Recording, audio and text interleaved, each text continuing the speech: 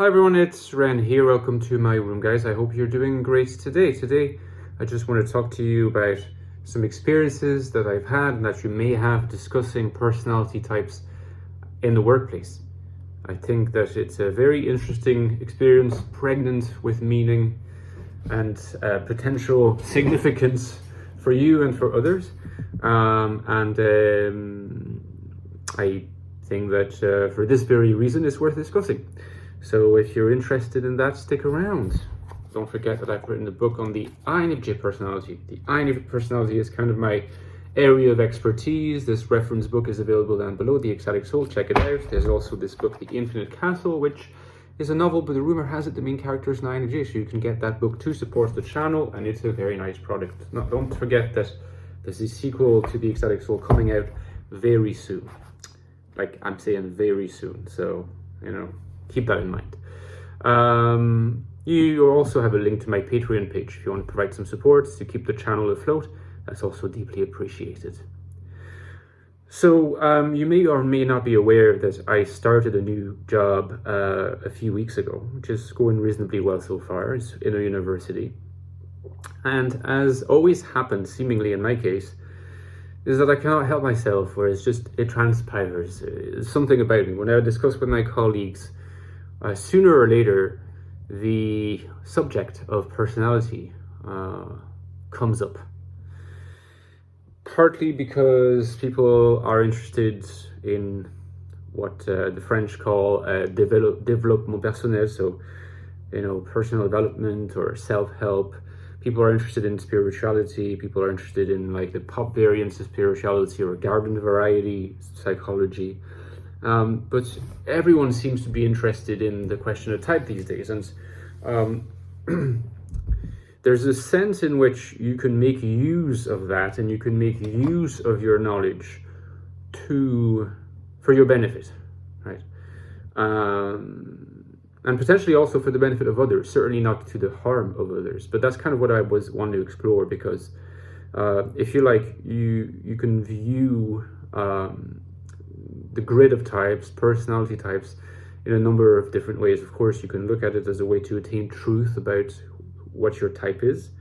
Note that it's not necessarily truth about who you are. Who you are is much bigger than your type, but your type, at least by definition, claims to say something, provide some angle on who you are. So the question of truth is an important concern for some people. Constant self-exploration and reinvention is something that yet others like, and maybe that would be more my case. But there's also more, if you like, more utilitarian uses that you can make of the grid of type when you know it well. And one of the uses, of course, is to try to use it discreetly to sometimes when you meet with some new people that you know that you're going to have to interact with for strategic reasons or otherwise over the lifetime of your work at that place. It's good to be able to get along with them, sometimes despite the fact that they might be very different from you, and it might be possible to predict more of their personality, more of what they're going to say or how they're going to behave or react to what you say, if you have an idea of their type.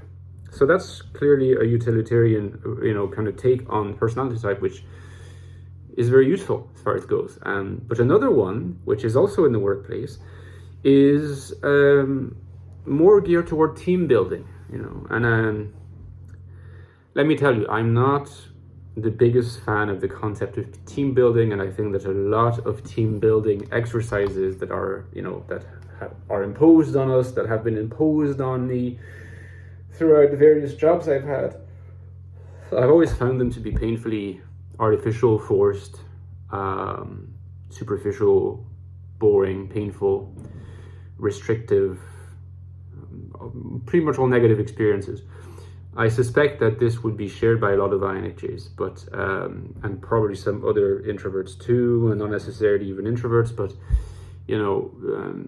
there's a lot of team building exercises that are really painfully annoying and draining.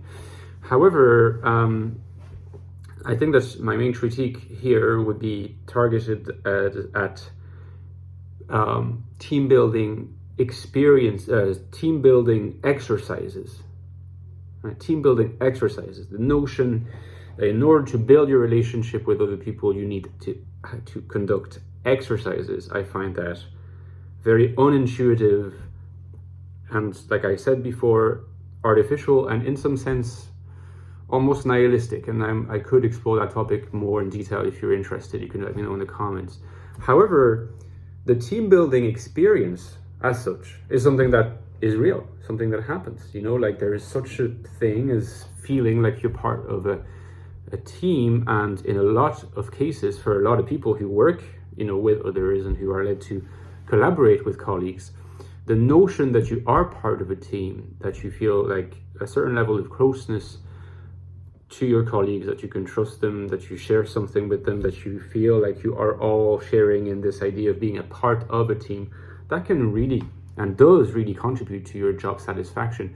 It really ought not to be underestimated. And a lot of the time people think, especially people with maybe like who are sort of relatively new to the job market, or, you know, they're junior, they tend to think almost purely in terms of, is the job itself going to be interesting?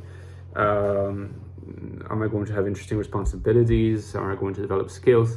Are the missions going to be stimulating? And these aspects, don't get me wrong, they are important, but just as important, I can think of two aspects that are just as important, and there's many more, I'm sure, but there are the two that come to mind first.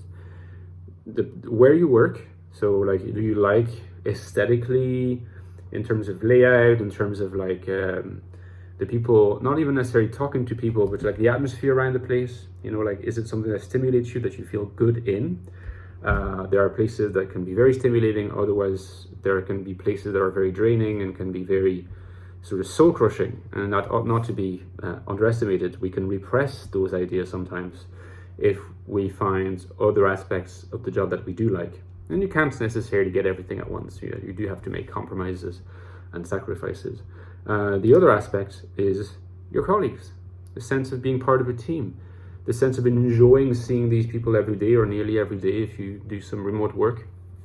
And that includes the process of team building, but team building here not meant as something that is engineered from outside, trying to make it happen through exercises, but something that happens organically and naturally as a result of interactions. What I have found, and this brings back in the question of personality types, is that in my case, the most organic way of creating some connective tissue with my colleagues, aside from, you know, being open to conversations, being friendly, being respectful, being a good listener to the extent that I can, you know, not putting too much emphasis on myself, but still giving people a sense of what my personality is like. You know, obviously people end up asking me about my interests or what I do, and it's very frequent that I end up talking about my books, or the fact that I do like to write, and because it's really a huge part of who I am, and it's not, you know, it's very informative about who I am to share that information. But inevitably people ask me, well, what do you write?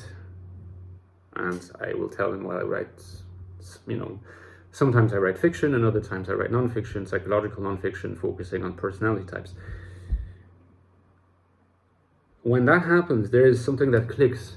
It doesn't click with, it's not going to click with everybody, but you'd be surprised how many people are going to want to hear more. Certainly partly because they want to hear more about their type, but also because they're going to take an interest in type in general. There will be people, perhaps those that have gone through HR or who work in HR, that will be likely even familiar with some of those models. But, you know, if you're familiar with my videos, probably the videos of a lot of other people, you know a lot more than the average person in the world, including the average person who is aware of MBTI, who's aware of Jung, who's aware of other systems potentially, but, you know, maybe it's heard of Enneagram because these are very popular systems. But you're going to know a lot, and people are going to want to connect to you on that basis. So it's a very, very strong asset in terms of creating this sense of connection, this sense of communion with other people, sharing this interest. It's a very passionate, like it's something that you're passionate about, clearly, otherwise you wouldn't be watching these videos. So you have a lot to give. and people are going to be drawn to that. So it's a really, really useful tool, if I may call it a tool in this case, to connect to others, and sometimes to connect to others quicker and in a more profound way than you would otherwise. I would, of course, want to give advice, not necessarily warnings, but advice in that regard, because, you know, there's a way to communicate. So first of all, something that's happened to me in the past is that I got so excited that people were into this, realizing that my colleagues were interested. I got just, carried away and just went on about it all the time. And this is not necessarily a good strategy because, first of all, people only have, even if they are interested, they don't have the stamina to listen to you blabbing on forever. They do have to attend to other things. And, perhaps I was also sort of concentrating more of the conversation on myself and my views, because you're going to know more than other people. So you might be tempted to always want to correct them or present a view that you consider your view that is being more unified, make more sense, tell people what approach they should take instead of, because what you'll notice immediately about most people like that are interested in hearing you say more, is that they'll think, okay, I'm going to go to the 16 personalities website, take the test, and then they'll speak about it as if that was the be all and end all. And we've all been there probably at the very beginning of our type careers, but now we know that there's so much more beyond that. But there's always going to be, the temptation is always going to be very much there and very strong to immediately tell people, well, okay, there is this website, yes, you can take that test, but, in fact, there's all this other stuff. Take your time with them. Don't start telling them that, that test is bullshit. You should go straight for reading chapter 10 of Young Psychological Types. Just let them slide into it, cruise their way. And over time, you can sort of start adding little bits and pieces. Respect also people's own type development if they're starting. And there will be people at work who will never really go beyond the superficial interest, and there will be some people who want to go beyond that, and you can have those conversations. And those who don't really want to go beyond a more superficial type of interest, you can still have lots of conversations about type in a way that doesn't delve into Jung or chapter 10 of psychological types or anything like that. There's still here a sense in which you can create a community of interest that really resonates with people nowadays. And through your passion, because you will be probably the most passionate people in there, get people to listen to you because you'll be seen as the expert in the sense, and you'll have some kind of influence. You'll have some kind of influence on how they view things. So in a sense, with that comes a certain level of responsibility, sort of encapsulated in the fact of taking it piecemeal and not forcing people to go further than they want to, and to always be aware that in the end this is something that you're using to connect to other people. So the type discussions are also great ways of getting people to open up, to talk about other things and deepen the relationship then. Because of course, when you're talking about your type and people talk about their type, what the results they got, if they agree with what they got or if they don't agree with what they got, one of the first things they'll do is illustrate. They'll say, well, I relate to this because in my life X, Y, and Z. Or I don't relate to this because I haven't done that in my life, but I have done this instead. Right? So they end up talking about themselves, like the type discussion is a gate towards a more involved discussion about not just that part of your being that can be captured in a type, perhaps, but your full being, right? And I would trust people to not overshare. You should always be, mindful of the fact that people's boundaries ought to be respected. But if they feel like talking about certain aspects of their lives and with you, it's a step towards trust as well and really good working relationships. Somehow that's happened in all my workplaces. People have always been interested in this.